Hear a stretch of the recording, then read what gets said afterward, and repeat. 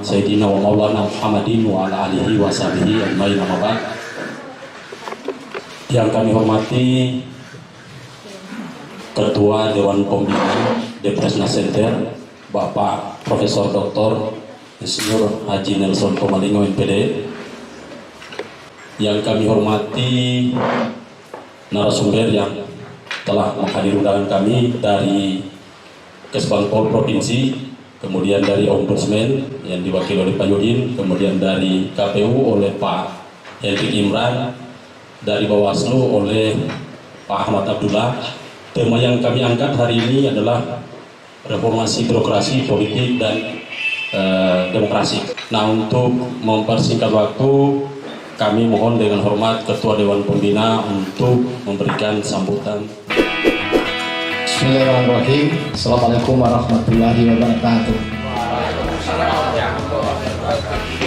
Yang saya hormati para narasumber, Bawaslu, KPU, Ombudsman, juga dari Kesbang Politik, teman-teman sekalian dari kampus juga saya lihat di berbagai kampus hadir, juga dari partai politik.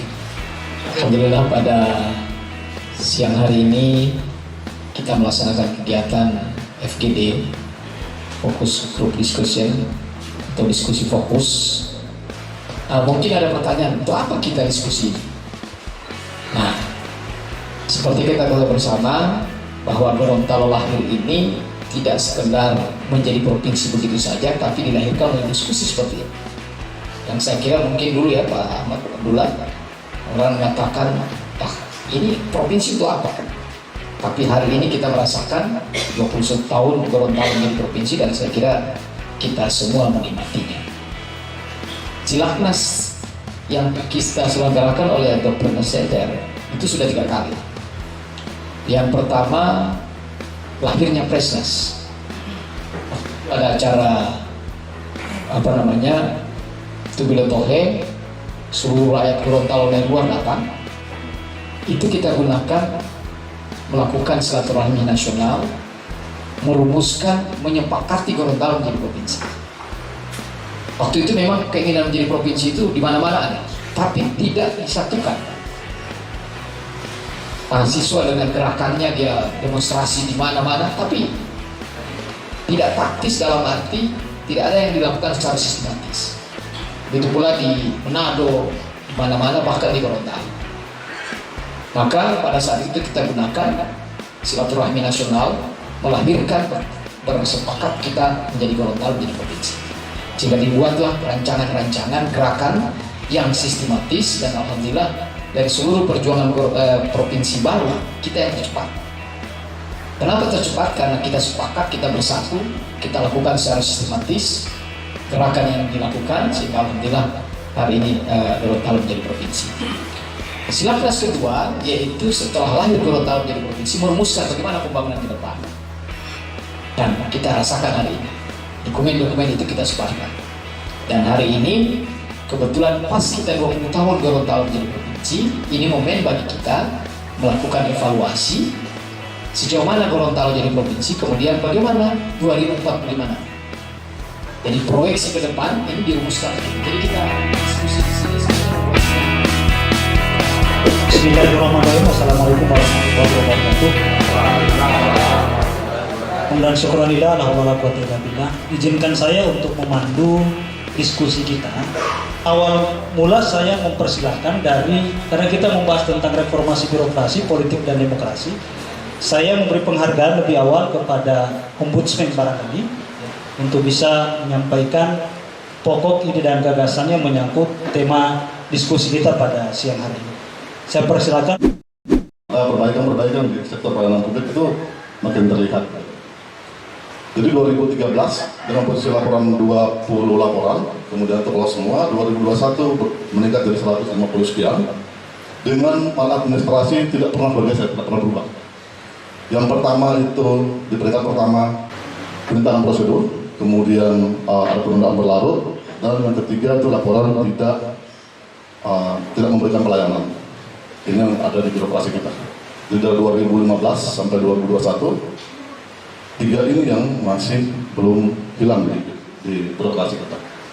Misalnya kan pemerintahan yang baik adalah pemerintahan yang melayani, dan pelayanan itu kan pelayanan publik. Pemerintahan itu pelayanan publik. Nah ini telah berubah dari 2013 sampai 2021. Belum lagi terkait dengan survei penilaian standar pelayanan dari 2015 itu pertama kali dinilai semua pemerintah di Gorontalo ini merah, nilainya merah dengan nilai paling tinggi itu cuma 22 sekian. Nah, untuk pemerintah Provinsi Gorontalo sendiri itu pada posisi waktu itu 26, posisi 26 dari 34 provinsi yang dinilai. Kemudian kota Gorontalo pada di posisi 41 dari 68 kota. Kemudian untuk 2021 kemarin, alhamdulillah di Gorontalo itu emas semua, tidak satu yang hijau. Jadi tidak ada pemerintah di Provinsi Gorontalo yang berhasil mempertahankan prestasi yang sebelumnya diraih sampai hijau, dan yang kuning juga belum bisa beranjak ke hijau, dan terakhir hanya Gorontalo Utara yang mampu menembus angka hijau itu untuk 2021. Nah, tentu kalau berbicara persoalan kekuatan, maka ketika birokrat diperhadapkan dengan kekuatan politik dan kekuatan-kekuatan lainnya di dalam sebuah entitas pembangunan, maka tentu satu-satunya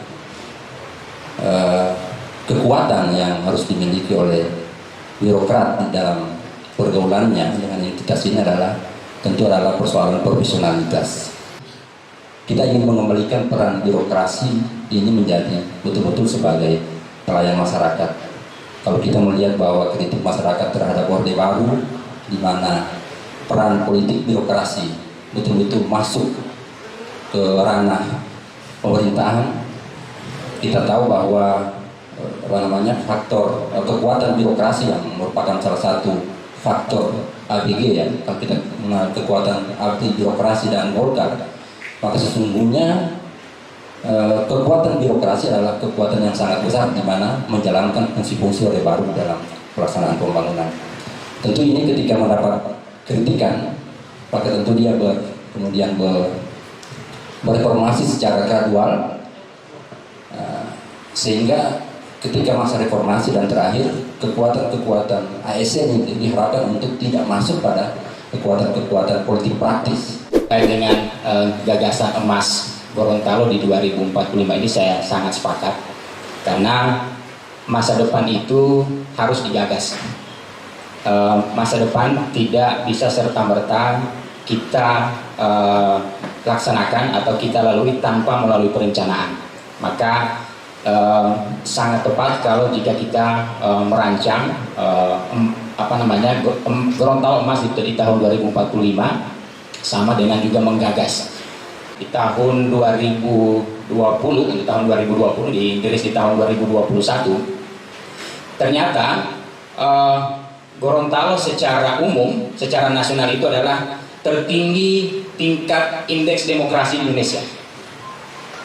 Ya, tertinggi, yang tertinggi dari tingkat peningkatannya. Secara nasional yang tertinggi itu adalah DKI. Jadi Gorontalo tertinggi untuk peningkatan masing-masing aspeknya. Tetapi kalau secara kumulatif masih DKI Jakarta yang tertinggi dengan tingkat 90 sekian persen. Gorontalo berada di angka 83, sekian persen. Alhamdulillah prestasi ini masih berjalan dan memberikan kontribusi terhadap pembangunan Provinsi Gorontalo. Insya Allah gagasan 2045 ini prestasi menjadi bagian yang menyupport gagasan tersebut.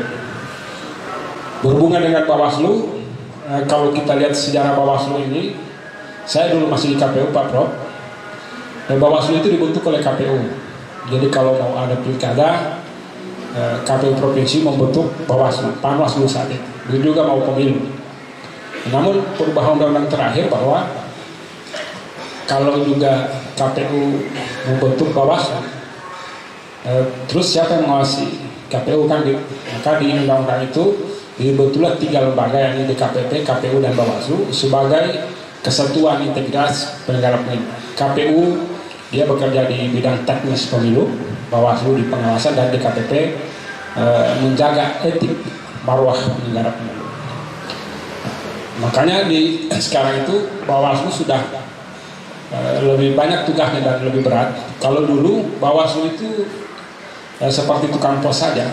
Jadi kalau ada pelanggaran, tugas Bawaslu itu hanya merekomendasikan kepada KPU, dan KPU dapat menindaklanjuti. Jadi ada kata dapat itu boleh juga tidak kan. Jadi kalau dulu kan kasus banyak yang direkom ke KPU, kalau KPU menurut KPU ini tidak sudah. Nah, sekarang tidak. Jadi Bawaslu diberi kewenangan sendiri, bukan hanya melakukan pengawasan, tapi juga melakukan penindakan. Kalau pelanggaran itu kan ada 3 ya, jadi ada pelanggaran administrasi, pelanggaran pidana, dan kode etik untuk negara. Sebenarnya kalau kita mau fair, kalau kita mau jujur, dan sebenarnya tidak perlu Bawaslu ini. Kalau semua sudah berjalan bagus, buat apa pengawas kan? Tapi memang begitu, manusia itu makin diawasi makin hukum alam itu. Kucing itu jadi kalau diawasi mungkin, tapi kalau tidak diawasi dia naik media. Ke depan Bawaslu itu mungkin tidak akan mengcover semua pengawasan ini, karena yang diawasikan banyak. Makanya di tagline Bawaslu itu adalah bersama rakyat awasi pemilu, bersama Bawaslu tegakkan keadilan pemilu. Jadi ke depan pengawasan itu sudah harus dikasih ke masyarakat. Jadi supaya tidak ada pengarahan massa. Biaya mahal kampanye kan itu harus kumpul lapangan, siap panggung, puluhan juta, artis, ya cukup gunakan, dan waktunya panjang, jangan dibatasi. Selama ini kan kampanye dibatasi hanya 2 minggu menjelang penentuan. Kalau bisa sejak ditetapkan calon, dia sudah bisa kampanye secara lewat media.